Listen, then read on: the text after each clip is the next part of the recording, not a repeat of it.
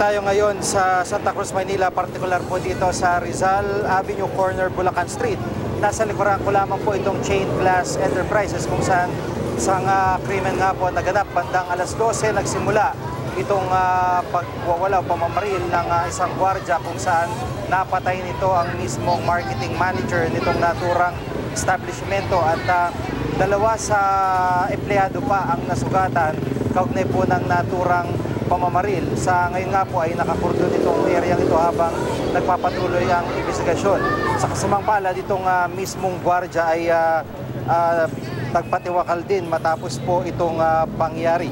Nilinaw naman ni Manila Police District Chief Rolando Nana na taliwas sa naunang napaulat, hindi hostage taking ang nangyari dito kundi tinawag niyang standoff. Patuloy na inimbestigahan ang pamamaril sa paggawa ng salamin na Chain Glass Enterprises. Bago ito nagkaroon ng investigasyon sa mga tauhan ng kumpanya matapos magkaroon ng insidente ng pagnanakaw sa establishmento na ito. Halos 1 milyong pisong natangay ng mga kawatan mula sa kumpanya. Kanina bigla na lang daw nagwala ang gwardyang si Fernando Cano. Nagdulot ito ng panik sa mga dumaraan lalo na sa mga tauhan ng pagawaan. Patay sa pamamaril ang marketing manager na si Ricardo Messina. Idineklara siyang dead on arrival sa ospital matapos magtamo ng tama ng bala sa tagiliran at likod. Patay rin ang suspect na si Cano matapos barilin ang kanyang sarili. 2 empleyado naman ang sugatan at sinugod sa Chinese General Hospital. Ang isa sa kanila kinilala si Mark Salas na nag-aagaw buhay habang ligtas sa kapamakan ang empleyado si Melanie Alejandro. Sa puntong-tok po natin si Police Chief Inspector John Giagi, ang hepe po ng MPD Station 3. Magandang hapon po sa inyo. Magandang hapon po sa inyong mga tagapaganoon. Sir, dito po sa pangyari, yun nga, una na paulat, hostage taking, pero hindi pala, kundi yung gwardiya mismo po na maril. Actually wala pong hostage taking, shooting incident lang po ang nangyari. Apo. At paano po ba nagwala daw? Ano po talagang punong dulo no? Actually, meron kasing nangyaring insidente nung November 4, Nangyaring incident November 4 wherein nanakawan itong chain glass building ng more than 1 million in cash at check. At kaninang bandang alas 9 ng umaga, dumating ang mga investigador ng theft and robbery para mag-update sana sa pangyayari ng November 4. At around 12, balisa na si Fernando Cano, yung suspect natin, palakad-lakad na siya. And then around 12:20 mahigit, bigla na niyang binaril yung si Mark Salas.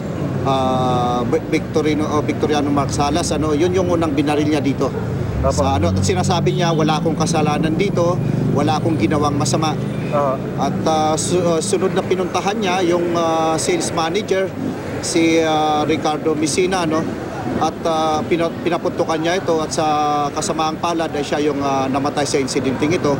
At pangatlong sinundan niya ay yung si Melanie Alejandro. Na all in all yung mga empleyado dito 26 to include yung gwardiya at 3 yung may tama at isang namatay. Parang lumalabas sa anggulo ng investigasyon ng MPD, mukhang inside job para magkaroon siya ng ganung pakiramdam na bakit hindi ako may kagagawa nito, ganun pong... Opo. Actually, hindi lang naman kasi siya ang iniimbestigahan, lahat ng empleyado. Nagtataka nga lang tayo bakit humantong sa ganun na naging balisa siya at sinasabi niya wala siyang kasalanan dito at hindi siya masamang tao, at napunta pa sa pamamaril. Yung baril na ginamit po niya ay yung service firearm po niya. Sa ngayon ay paano po ang mangyayari? Tuloy pa po ang... Actually, kanina nung na-rescue natin yung 21, nung in-account natin, sinasabi nila may 4 pa na natitira, yung 2 magkapatid na anak ng may-ari at 2 empleyado. So nung nakausap namin, sinasabi nila nasa loob pa. So ako, I acted as the negotiator at dumating yung asawa kasama ko kanina at pilit nga natin kinakausap. For 30 minutes wala pong response doon sa walang ingay, walang hindi man lang nagsasalita. Hanggang sa inunti-unti na ko nang cleaner yung first floor, nakita natin yung 2 magkapatid sa baba.